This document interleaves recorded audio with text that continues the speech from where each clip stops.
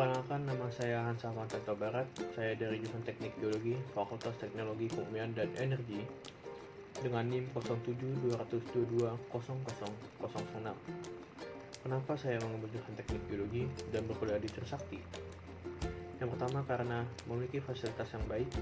Kedua, terletak di ibu kota yang strategis dan dekat dengan pusat perusahaan-perusahaan energi nasional dan swasta. Ketiga, banyak MOU kerjasama baik dengan lembaga pemerintah atau swasta nasional dan internasional, juga dengan perguruan tinggi di Indonesia dan di luar negeri. Yang keempat, Prodi Teknik Geologi Usakti, salah satu prodi teknik geologi swasta yang memiliki akreditasi A, yang dimana bisa menyetujui kita sebagai syarat melamar sebagai calon pegawai negeri sipil dan juga memberikan studi yang ke jenjang yang lebih tinggi.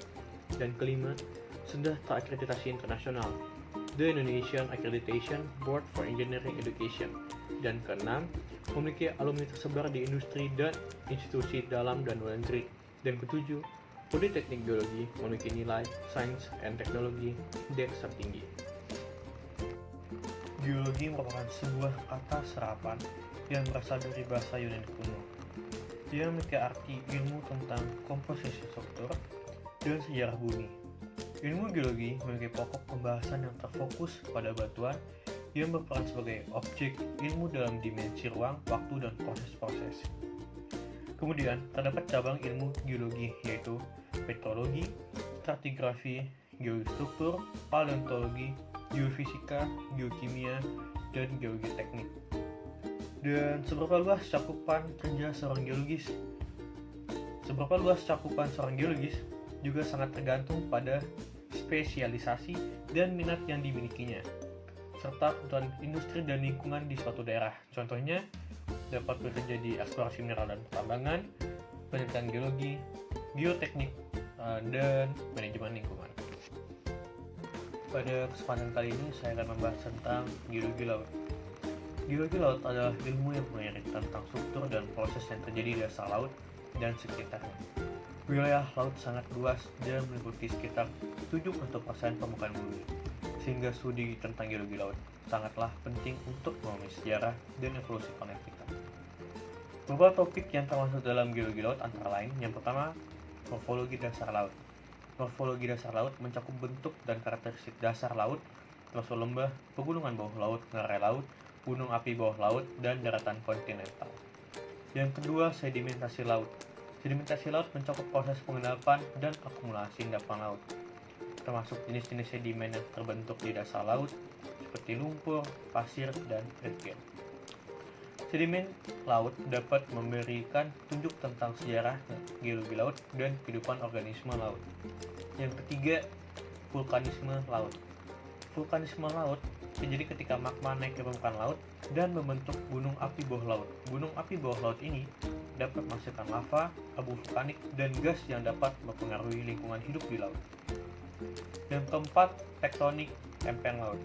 Tektonik lempeng laut mencakup gerakan lempeng tektonik di dasar laut yang dapat menyebabkan gempa bumi, letusan gunung api, dan pembentukan lembah laut. Wilayah laut yang terkena tektonik lempeng yang aktif dapat menjadi tempat yang berbahaya bagi kehidupan manusia dan hewan laut. Yang kelima, sirkulasi laut. Sirkulasi laut mencakup gerakan air laut di seluruh dunia, termasuk arus laut, gelombang, dan pasang surut. Sirkulasi laut mempengaruhi iklim global dan memberikan peran penting dalam distribusi nutrisi dan organisme laut di seluruh dunia. Dan terakhir, kehidupan laut. Kehidupan laut mencakup studi tentang organisme laut dan ekosistem laut. Kehidupan laut memiliki peran penting dalam ekosistem global dan dapat memberikan petunjuk tentang kehidupan kondisi di lingkungan laut. Dalam keseluruhan, geologi laut memiliki peran penting dalam pemahaman tentang sejarah bumi, lingkungan laut, dan potensi sumber daya alam di dasar laut. Selain itu, ada juga beberapa fenomena geologi laut lainnya yang penting untuk dipahami, seperti bentangan tektonik, terbentuk pegunungan bawah laut, serta terbentuknya reef atau celah bawah laut. Proses ini sangat penting karena membentuk topografi dasar laut yang kompleks dan mempengaruhi kehidupan laut. Yang pertama, pergerakan lempeng tektonik adalah proses di mana lempeng bumi saling bergerak dan saling berinteraksi. Ada 3 jenis interaksi antar lempeng, yaitu divergen, konvergen, dan transform.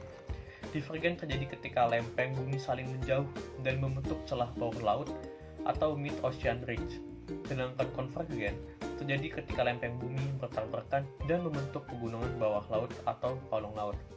Transform adalah pergerakan lempeng bumi yang saling bergesekan dan membentuk patahan bawah laut. Yang kedua yaitu pegunungan bawah laut seperti pegunungan Mid-Atlantic.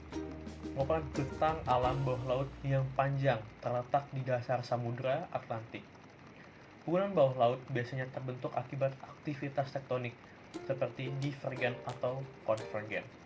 Pegunungan bawah laut juga menjadikan habitat yang penting untuk kehidupan laut seperti ikan, plankton, dan hewan laut lainnya. Yang ketiga, reef atau celah bawah laut yang terbentuk ketika dua lempeng tektonik saling menjauh dan membentuk celah yang dalam di dasar laut. Reef juga dapat membentuk sungai bawah laut dan rawa-rawa bawah laut yang menjadi tempat hidup bagi banyak spesies laut. Selain itu, geologi laut juga memainkan peran penting dalam konservasi lingkungan laut. Memahami geologi laut adalah kunci untuk memahami dan mengelola ekosistem laut yang kompleks dalam beberapa tahun terakhir. Pentingnya konservasi laut semakin meningkat dan geologi laut menjadi bagian penting dalam studi tentang kelautan.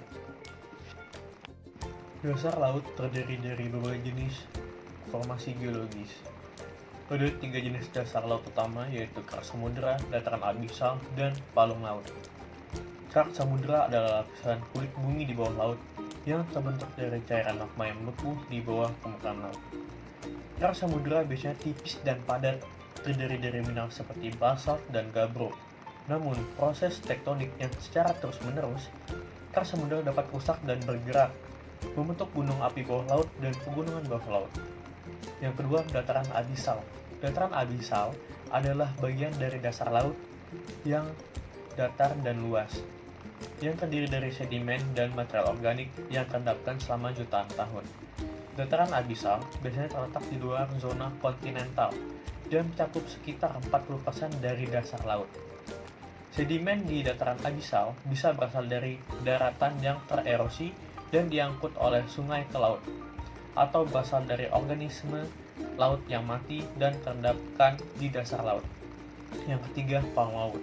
Palung laut adalah lembah dalam dan sempit yang terletak di dasar laut. Palung laut terbentuk ketika lempeng bumi bertabrakan dan salah satu lempeng terjepit di bawah yang lain. Palung laut terdalam di dunia adalah Palung Mariana di Pasifik dengan kedalaman mencapai 11 km. Selain itu, ada juga beberapa proses geologi laut yang harus dipahami seperti pembentukan karang, ombak, dan tsunami. Pembentukan karang terjadi ketika organisme laut seperti polip karang meninggalkan cangkang keras mereka di dasar laut. Cangkang-cangkang ini kemudian terakumulasi dan membentuk karang yang besar. Ombak terbentuk karena angin dan perbedaan tekanan di permukaan laut. Sementara tsunami terjadi ketika gempa bumi di dasar laut yang kuat. Demikian materi geologi laut yang dapat saya sampaikan dalam presentasi kali ini, yang dari pembentukan kerak samudera, dataran abisal, hingga proses geologi seperti pembentukan karang dan pergerakan lempeng tektonik. Terima kasih. Pada kesempatan kali ini, saya akan membahas mengenai kehidupan sehat dan sejahtera. Kehidupan sehat dan sejahtera adalah impian bagi setiap orang, tidak hanya untuk merasa bahagia dan puas dengan hidupnya, tetapi juga untuk menikmati kualitas hidup yang baik dan memperpanjang usia harapan hidup. Ada beberapa faktor yang dapat membantu seorang mencapai kehidupan sehat dan sejahtera, termasuk pola makan sehat, olahraga teratur, tidur yang cukup, menghindari kebiasaan buruk, serta menjaga kesehatan fisik dan mental. Pola makan yang sehat dan seimbang merupakan faktor penting dalam menjaga kesehatan tubuh. Memilih makanan kaya akan nutrisi seperti sayuran, buah-buahan, biji-bijian, protein, dan lemak sehat dapat membantu mengurangi risiko terkena berbagai penyakit kronis seperti obesitas, diabetes, penyakit jantung, dan kanker. Olahraga yang teratur juga sangat penting dalam menjaga kesehatan fisik. Olahraga dapat membantu meningkatkan kesehatan jantung, mengurangi risiko terkena berbagai penyakit, meningkatkan kekuatan otot dan tulang, serta membantu menjaga berat badan yang sehat. Olahraga juga dapat membantu mengurangi stres dan meningkatkan kesehatan mental. Tidur yang cukup juga merupakan faktor penting dalam menjaga kesehatan tubuh. Tidur yang cukup dapat membantu memperbaiki kesehatan otak, meningkatkan produktivitas. Selain menjaga kesehatan fisik, menghindari kebiasaan buruk juga sangat penting untuk mencapai kehidupan yang sehat dan sejahtera. Yang terakhir, yang paling penting yaitu menjaga kesehatan fisik dan mental adalah faktor penting lainnya dalam mencapai kehidupan yang sehat dan sejahtera. Hal ini dapat mencakup kunjungan rutin ke dokter, menjaga hygiene, mengolah stres, serta berkomunikasi dengan orang lain dan membangun hubungan yang sehat. Secara keseluruhan, mencapai kehidupan sehat dan sejahtera memerlukan usaha dan dedikasi. Tapi dengan menjaga pola makan yang sehat, olahraga teratur, tidur yang cukup, menghindari kebiasaan buruk, serta menjaga kesehatan yang fisik dan mental yang baik, seseorang dapat mencapai tujuan ini dalam menikmati kehidupan yang lebih bahagia dan memuaskan. Selanjutnya saya akan membahas mengenai ekosistem laut. Ekosistem laut adalah lingkungan air asin yang terdiri dari berbagai organisme dan struktur ekologi. Ekosistem laut sangat penting bagi kehidupan manusia karena menyediakan sumber daya yang berlanjutan seperti makanan, obat-obatan, dan energi. Berikut ini adalah penjelasan lebih lengkap mengenai ekosistem laut. Yang pertama, zona pelagis. Zona pelagis adalah zona terbuka di atas dasar laut yang dalam. Wilayah ini mencakup lebih dari 70% permukaan bumi dan memiliki kedalaman yang bervariasi dari permukaan laut hingga ke dasar laut yang sangat dalam. Organisme yang hidup di zona pelagis adalah plankton dan ikan berupa spesies hewan besar seperti paus dan hiu. Yang kedua, zona bentik. Zona bentik adalah zona yang mencakup dasar laut. Organisme yang hidup di zona bentik adalah udang, kerang, dan ikan yang hidup di dasar laut. Organisme ini sangat penting bagi keseimbangan ekologi laut karena mereka berperan dalam mengatur kualitas air laut. Yang ketiga, zona intertidal. Zona intertidal adalah zona antara garis pasang surut yang tinggi dan rendah. Organisme yang hidup di zona intertidal adalah kepiting, udang, dan ikan kecil. Zona intertidal juga merupakan zona yang sangat terpengaruh oleh aktivitas manusia, seperti perikanan, wisata, dan polusi. Yang keempat, zona hadal.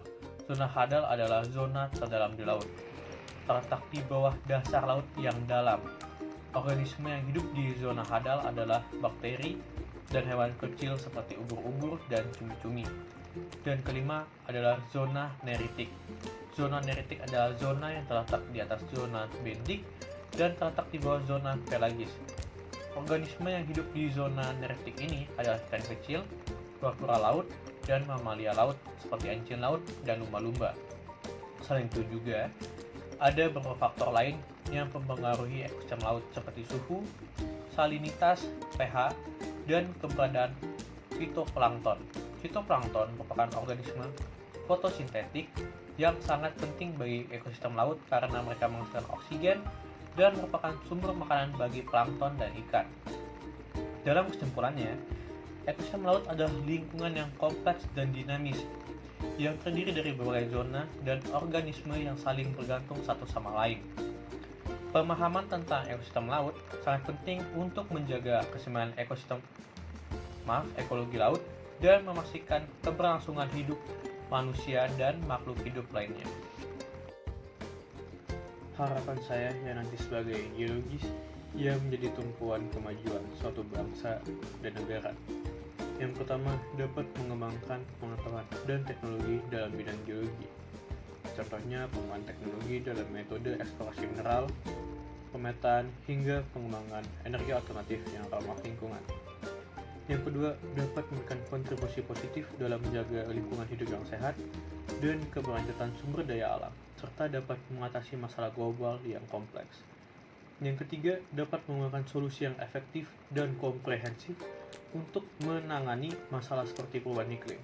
Dan yang keempat, dapat memberikan edukasi atau bimbingan dalam menjaga lingkungan hidup yang sehat dan mencegah terjadinya bencana alam yang merusak. Karena dengan berlangsungnya sumber daya alam dapat memberikan kesejahteraan bagi manusia dan juga bagi negara. Sekian presentasi saya mengenai materi geologi laut, kehidupan sehat dan sejahtera, dan ekosistem laut. Terima kasih.